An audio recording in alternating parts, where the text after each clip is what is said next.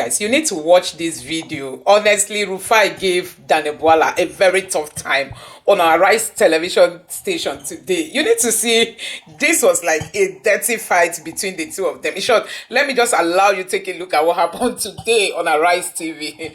Bwala will never forget this day. Take a look. 2013. Go straight ahead. Answer the questions. I'm not writing jam here. Answer the questions. Answer the questions. Bwala. Did you say 2013 or did you not say 2013? It could have been a slip of tongue. Okay, then allow me to go ahead. The truth is, go ahead. Don't deflect. Answer the question. No, there's not. See, no, it's a deflection tactics. Go ahead. See, let me tell you what cannot happen here. Yes, what cannot is happen? that you cannot control me or talk to me like a secondary school student. Oh yeah, go ahead, Bwala. If you ask a question, answer the question and listen to the answer. Guys, if you are wondering why Rufai was this tough at Bwala Daniel, I'm going to share with you one of the clips, and what Bwala Daniel said in that clip will shock you. And then I'm going to let you continue to watch this video. Take a look. Is borrowing. Now, if you look at the manifesto of APC and Asiwaju, you will discover that every promise that he put in there, unless he can show that there's a plan to create production, generate Nigerians to everything is about borrowing. And they may end up borrowing your intestine, your kidney, and every part of your being for the things that they want to do. Came in with a bang and you said you're a presidential spokesman. But Mr. Bayan, Anuga, and the other people in the team corrected you and they redirected the position. I'll ask you two questions. Number one, what is your relationship like with them? Do you have the access? Is your office in the villa? Do you have that level of full access? Do you still have that access with President Tinubu? Or that little back and forth has pushed you down the pecking order because they now changed you to special advisor on policy comms, which a lot of people said it was a demotion from public relations. But I also ask you, Mr. Bwala, my friend and brother, what are you doing in this government? Wait, let me finish now. Let me finish. Hold on. Just, what are you doing in this government? The same government that in an analyzed interview in 2013, you described as president-select rather than president-elect, accusing INEC of manipulation and all of that. You are saying you were in court to say that it was a rigged process. Those were your words. You had casted many doubts on the veracity of this government. You had said a lot of things against this government. So the question is, a lot of people are asking, what are you doing in the same government at some point that you said, if they vote for APC, it will be like going to a night of 1,000 laughs? So thank you for having me. First of all, I do not think by 2013 you were recruited here. As at 2013, I think sometime around 2013 was when Arise TV launched in London. And at the time, I'm not sure you were with Arise. So first premise, mentioning of 2013 is wrong. And I have been appearing on Arise TV right from UK, even before the Nigerian Arise TV station also was open. Charles Anyagolu will confirm, Andrew will confirm. So that one is one. The second one 2023. It's 2023 you said these things, but no, you just said 2013. It could be a slip of tongue. It's 2023 no, you said first admit that you were wrong, that you slip of tongue. Bwala, I know your deflection tactics. No, you can't play me at the game. Did you or did you not say 2013? Go straight ahead. Answer the questions. I'm not writing jam here. Answer the questions. Answer the questions, Bwala. Did you say 2013 or did you not say 2013? It could have been a slip of tongue. Okay, then allow me to go ahead. The truth is, go ahead. Don't deflect. Answer the question. No, there's not. See, no, it's a deflection tactics. Go ahead. See, let me tell you what cannot happen here. Yes, what cannot happen? Is that you cannot control me or talk to me like a secondary school student. Oh yeah, go ahead, Bwala. If you ask a question, answer the question and listen to the answer. Yes. So that's the first correction. Yeah. The second correction has to do with what you wanted to know about the activities in Villa. Ordinarily, I would have said it's none of your business, but I will help you. My office is 101 in the State House, Presidential Villa. I'm a special advisor to the president. Was initially announced as special advisor, media and public communication. Redesigned to special advisor, policy communication. Status, special advisor. No demotion, the same. I have unfettered access with the president. Last week, we had a meeting. Let us throw that one off the corner. You said Sunday Dare and Bayo Ononuga corrected me. That's wrong. It's a press statement that was issued from the presidency There was no specific individual that corrected. Why did you call yourself presidential spokesman? Let me finish. I'm still a presidential spokesman. Okay. Yeah. The statement that was issued said that instead of one, there are 3 presidential spokesmen. Okay. Let us throw these ones that are not relevant. The reason I'm here today is because I have never been afraid to appear on Arise TV. I have been a friend of this TV station, and like I said when I began, I appear on Arise in London and here. During your gossip section, you call it stories trending. No. It's not gossip. Yeah. It's public opinion. You call it, I have opinion, the same way you express your opinion, I'm expressing mine. But it's not gossip. The gentle lady here, Ayo, insinuated by what she said, let him come here, as if I am running away from coming to this station. It is for that singular reason. I tweeted, I said, that is innuendo. Fix a date and time, I'll be here, and I will come to the Lagos studio to answer your question. Very good. True. So answer the second question I asked you. What is the same government you said all these things about? Yes. That Tinubu didn't bring this, that all of that. Those were shambolic. You were speaking for Everything. Yes. You admit you said those things against this government. Why are you still serving in this same government? The government you call the night of 1,000 laughs if they get elected. Why are you serving in? Are you part of the joke? So if you ask the question, you wait for me to answer. Go ahead, Bwala. Good. I was in the opposition. Yes. In case you don't know, the role of the opposition is to oppose the government. In doing so, you de-emphasize the strength of the government and emphasize your strength. Where they have strength, you allow them to argue their matter. They rest their case on their strength and not on the weakness of the opposition. When I made a decision on the 10th of January, after I visited the president, from that day till date, I speak well of the president and I support his activities. Now you ask, I spoke. Can I have water to drink, please? Sure. You said I spoke against a lot of things. Yes. You legitimized him. You said it was not a legitimate government. All the things you said. Do you still stand by them, or you had a change of heart? They are irrelevant. They are irrelevant. So the question is, you are not a man of convictions. Because if you said those things out of your convictions, then so your convictions change. So here, every day, wiki, and at the end of the day, you people sat and nominated him as the best minister. So you are not a station of conviction. Anyway, it's not Arise that nominated him. It is this day that nominated him. This day, secondly, so you are saying you don't have convictions. That's what you're saying. You don't have conviction, wiki, and then you came together and Mr. Bwala, okay. Mr. Bwala, thank you for honoring our invitation. Like you posted on your X that we should give a date and time and you'll be here, and you honor that you're here. So let's examine some of the things that you said, right? Yeah. And I say this because beyond conviction, you almost seem like a prophet. Beyond just touting the APC as, a party or a party that's a joke, you also examine the manifesto and analyze the policies of the president. So if we're talking about that now, that is in government for close to 2 years, we'll see that some of the predictions you made were actually quite accurate. One of the things you said was that you will discover that every promise put in there, it's on its way. All right? Okay. Unless you can show that there is a plan to create production, everything is about borrowing. And they might end up borrowing your intestine, your kidney, and every part of your brain. That's what you said. This administration has indeed gone to the extent that Nigerians have started to raise concern around our debt burden. In fact, our debt to GDP ratio is at a record high. What do you have to say about this? Do you still agree? Do you still agree that there are better ways to address our current economic situation, e.g. driving production, rather than borrowing, as you predicted before this administration came into power? So I criticized the administration because I was in the opposition. When I made the decision to support the president, I decided to pay attention to his policy, you talk about the manifesto, and to further do research. Yeah. In doing so, I tried to look at where there is, for example, quote-unquote a failure. I try to know why. So, for example, there was a time there was this food inflation and it was carried all over the places. And then I tried to look at what actually is the cause of the food inflation. And then I realized there was a natural disaster in Borno, Yobe, Adamawa, which could have caused it. And then we have insecurity in the Northwest. So the research is to find a reason for whatever is the policy, the reason behind the policy. And then where, for example, there is a misinterpretation of the implementation of the policy. we come out and we give our perspective. Government is not perfect. Government will never be perfect. Government is a work in progress. And at every given time, government assesses what it does, take feedback from Nigeria, improve upon it, and move forward. There is nothing magical about everything I said before and what I'm saying now.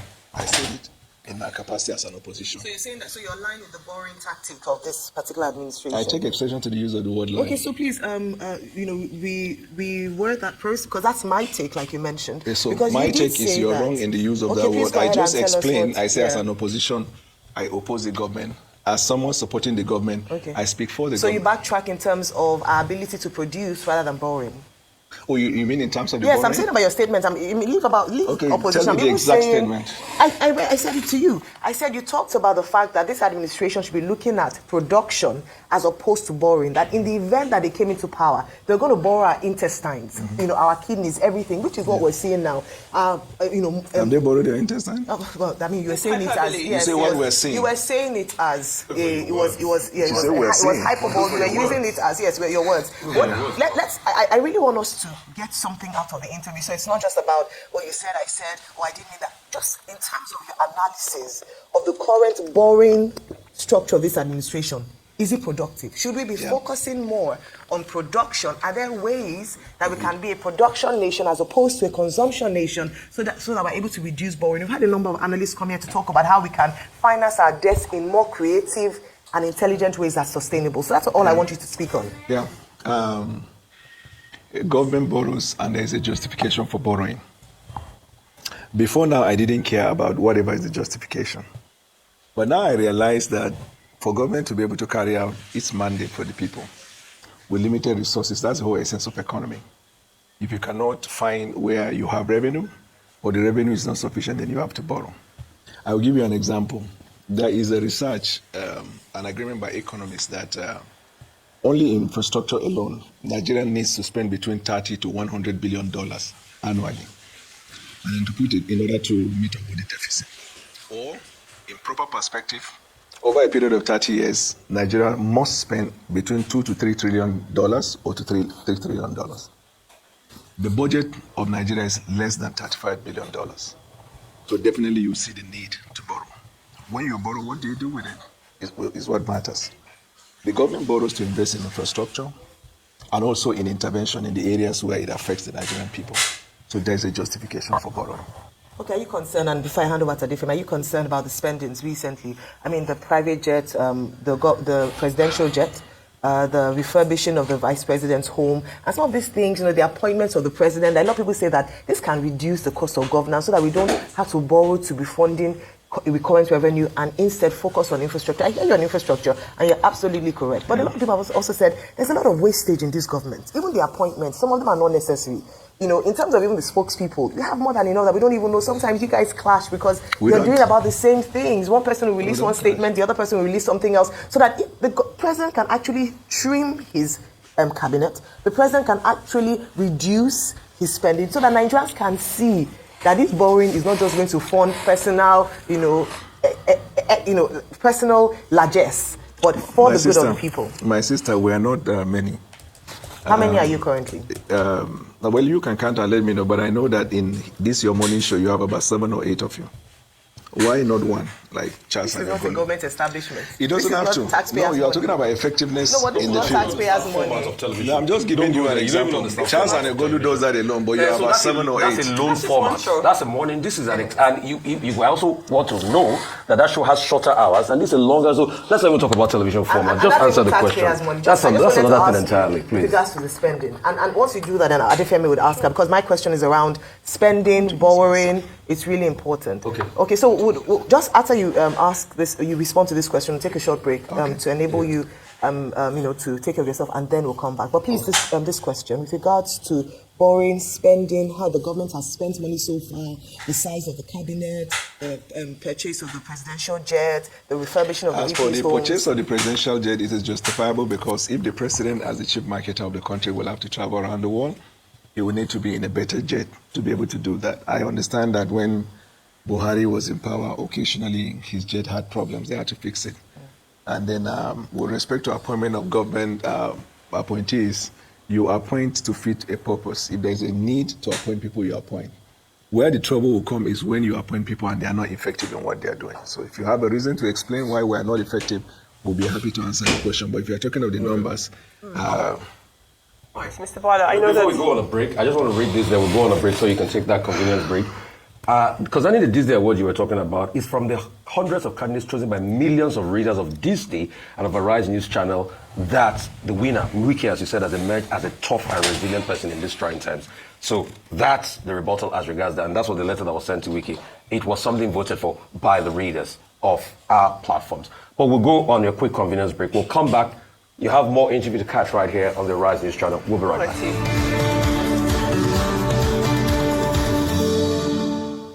Good morning and welcome back. It's still the morning show here on the Rise News, and we still have our very special guest with us, the Special Advisor to the President on Media and Public Communication, Mr. Daniel Bwala. Adefemi, just before the break, we had conversations, and Adefemi was just about to pose that question to you. Thank you, Ayo. Welcome to the show. Nice to meet you. Thank you. It's lovely to meet you too. I wonder if we could just temper our conversation for a little bit and look at something that we all have a stake in, which is the quality of democracy in this country.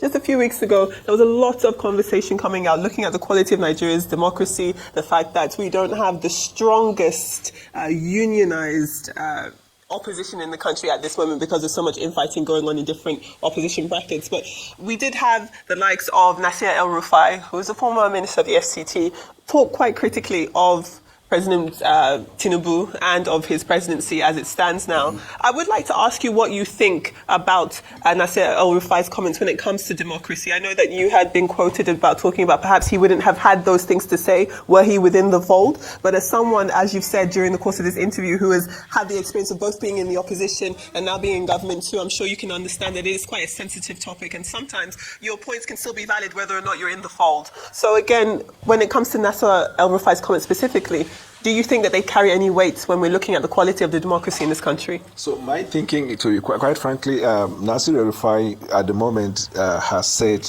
by himself that he has not left the party, and that so since he's in the party, I don't think he's playing opposition, so to speak. Sure. He's probably complaining, and the facts are there in the public domain.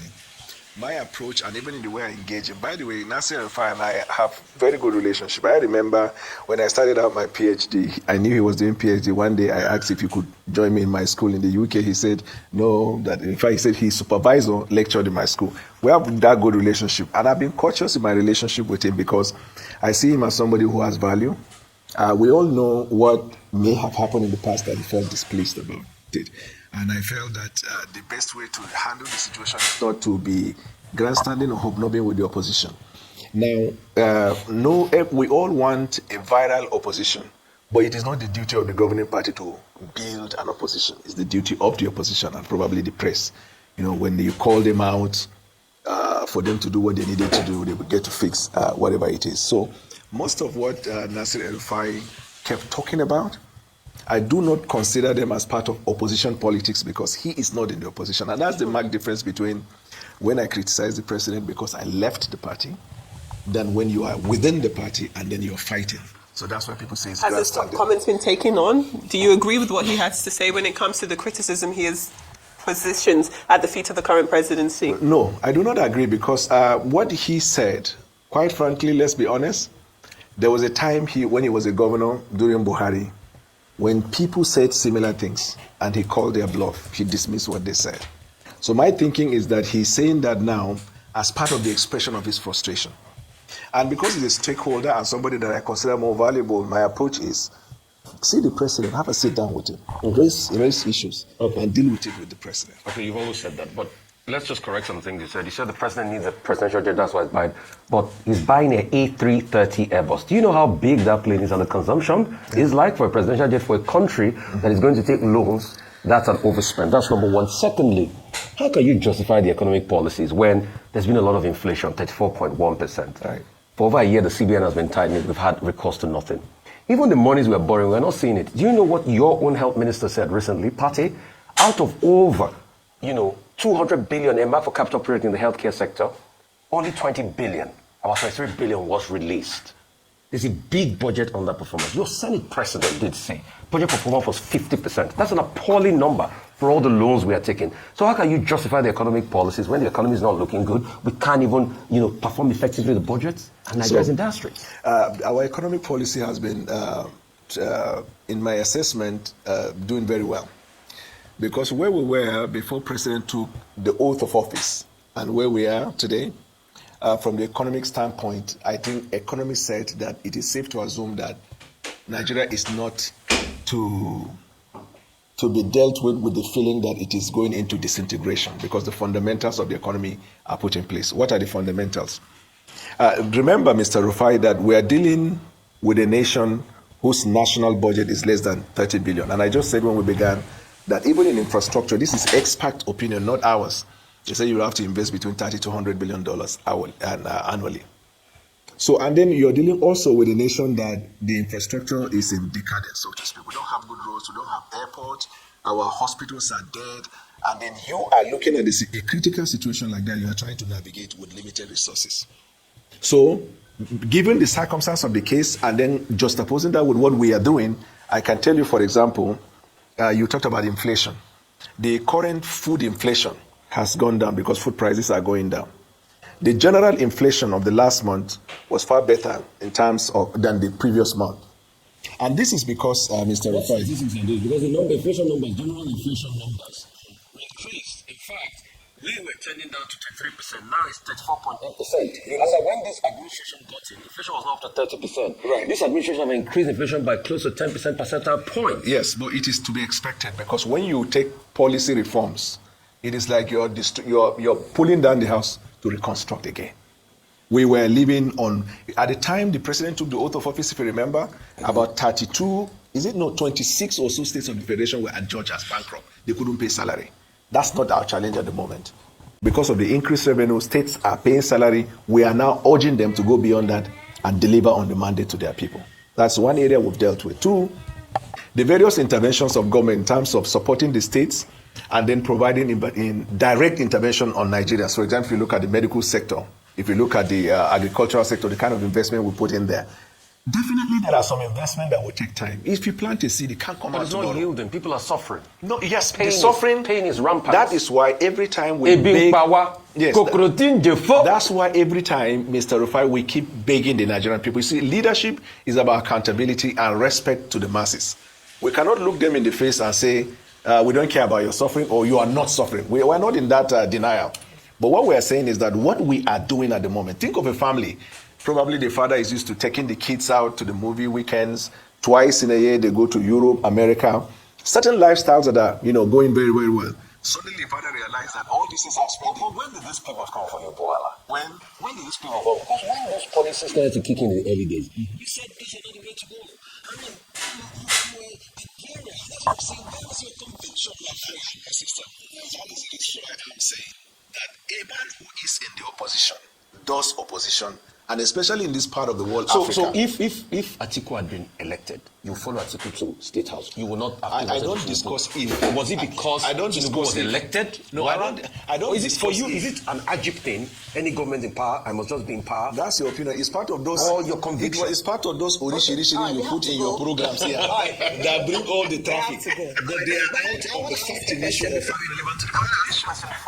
Okay. The first question is, I'd like you to, since you're here, address this feelings by a number of people that the president. Where is Dr. Abati? He's off He on don't run, leave. Yes, no, he didn't run. Dr. Abati doesn't no, run. sure. He's on leave. Oh, I briefly. He was here yesterday. Yes, He's on leave. You can start your leave today. Where is Oji? Briefly, Mr. She comes up later. So after I go, she'll come with gossip, right? We have to go. It's not gossip. Okay. We have to go now. Okay. I want you to talk to the criticism around the president's appointment being nepotistic. That means that he's appointing a lot of people from the southwest, and there are ill feelings around that. In fact, because of that, a lot of people have said he's lost favor with the northern parts of the country, and the southeast also feel marginalized. I'd like you to speak to that. Then second of all, as we wrap up, do you think at this point the president should admit that he could have handled the removal of fuel subsidy alongside the floating of the naira better, way, so as to reduce the hardship that people are currently facing? Whether or not you say the statistics are one thing, reality on ground is another. Yes. People are suffering. Yeah. The price of food in market is high, transportation costs are high. People are saying that this government does not favor them. What do you have to say about that? So with the last one, the president has, in my view, I criticize this idea of the removal of subsidy and floating of the Yeah, at the naira same time. vehemently. I've done that on Rise a couple of times. But I was privileged among many millions of Nigerians on the 10th of January when I met the president face to face. The meeting was supposed to be for 15 minutes. That's the official protocol. He was gracious. We spent about an hour and 40 minutes. And do you know, as soon as I walked in, the president started by dealing with the issues I have been raising and criticizing him. He was so humorous. He even said, my tweets, he has asked someone. Okay, to so be human reporting Nigerians, them. what did he say? So you can give Nigerians some That's hope. the perspective I'm giving. All right, so because we need to go. So you should have asked it earlier. This is a grandstanding. I'm saying, so he explained to me why he took those decisions. Because when he took the oath of office, there was no money on ground. There's no way you can kickstart this government. You have to find a way of revenue, to get revenue. Two, nobody was willing to borrow us. We have 73 trillion. So you have to put in policies that will convince investors and those that will borrow you money that you are serious. And to be able to do that, the immediate thing that was supposed to be done are these fundamentals of the economy that he felt he needed to reshape. And he said he knew that that decision will hurt the masses.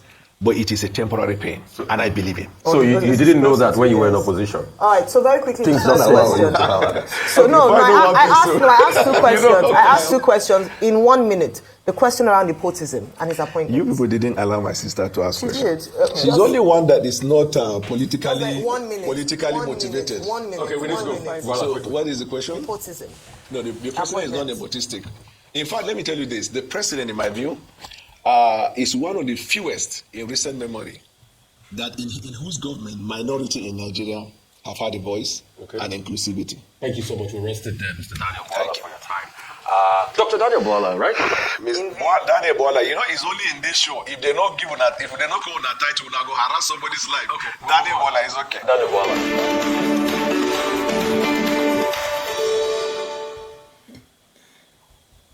So, guys, you have seen what happened. Honestly, hey, Rufai came prepared. Rufai is that fearless guy. Rufai is that guy that, you know, he does not want to pretend. He wants to keep it real, natural. That's the Rufai and his natural self, you know. He doesn't know how to paint things. That's one thing with Rufai. So when people begin to criticize Dr. Batty, it's because sometimes Dr. Batty wants to sound, you know, very nice to some of these politicians so that they don't give him any bad boosts. He's trying to protect himself, his name, and all that. But for Rufai, hey, Rufai is like, I'm not begging you for money. You are not feeding me. So why won't I tell you the truth? That's the kind of person Rufai is. So he really brought out time to squeeze Mr. Bwala today on Arise Television. And this is one of the reasons why if Rufai is not on Arise TV, people are like, where has Rufai gone to? When is Rufai coming back? Without Rufai, it's like Arise TV has got no face, because this is a guy that keeps the gist on Arise TV going very interestingly. You know, look at Rufai, look at Ayo, look at Ojugbe. You see these three people, take them away from Arise TV and see if people want to watch Arise TV, because these people, they keep the gist, you know, very raw, very natural, and at the same time very interesting. So guys, it was really, really fun watching Bwala Dane, you know, facing some tough questions from Rufai Useni. We all know how Bwala Dane did. See, if you don't know what Bwala Dane did, you know, in the last election campaign, in short, you must have seen some of the clips that I chipped in. If you don't know who Daniel Bwala used to be before now, you need to take a look. You know, this is somebody that came out. He at a time even said, give Tinubu 30 years.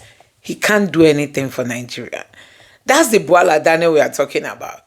This is the Bwala Daniel that said that Tinubu will keep borrowing until he borrows your intestine. The same Bwala Daniel today is Tinubu's bestie. It's Tinubu's bestie. That's to tell you the level of hypocrisy among these leaders, honestly, among these leaders. So guys, that is it. People have been reacting to this post, you know, on Twitter. Many people are very happy on how Rufai went raw. You know, he didn't paint words. He just said it the way it is, made Bwala Daniel to know that, see, Mr. Man, you cannot be here and be there. This is somebody that criticized Tinubu so badly. Now, It's like, oh, without Tinubu, Nigeria will not succeed. That's how to tell you that this politician, no matter how learned they are, you know, some of these other ones, we keep saying they are not learned, they are not learned. But look at Bwala Dane. Upon all the education he said he has acquired, see how he's fumbling, you know, throwing himself on the ground. See what he's doing. So you just keep wondering if education has even got a role to play when it comes to Nigerian politics. All of them, people like Wike, them, don't you know they are lawyers? But see their character, their behavior in public. Lawyers are people that carry themselves with very high esteem. You know, they respect themselves, they know what the law says, and they want to stick to that. Not people that say they are lawyers and they come out there talking anyhow, no. So guys, let me know what you think about this in the comment section below. Please don't forget to subscribe to the channel, turn on the notification bell. Please give this video a like so that YouTube can recommend